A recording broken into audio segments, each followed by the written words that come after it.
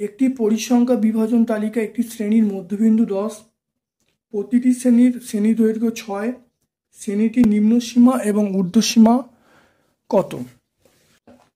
ধরি নিম্নসীমা এল, ঊর্ধ্বসীমা ইউ, মধ্যবিন্দু মানে U L plus U by 2, তাহলে এল প্লাস ইউ বাই 2 সমান 10, এটাকে মধ্যবিন্দু 10 বলা আছে।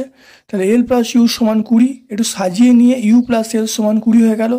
শ্রেণী দৈর্ঘ্য 6 বলা আছে, তাহলে ইউ মাইনাস এল সমান 6।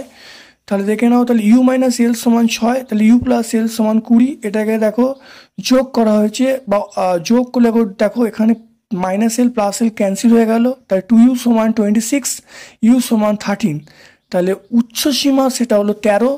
এই মানটা দেখো ইউ প্লাস এল সমান 20, তাহলে এখানে তাহলে এল সমান কি 20 মাইনাস 13 মানে 7। তাহলে উচ্চসীমা হলো 13, নিম্নসীমা আমরা পেয়ে গেলাম 7। Thank you.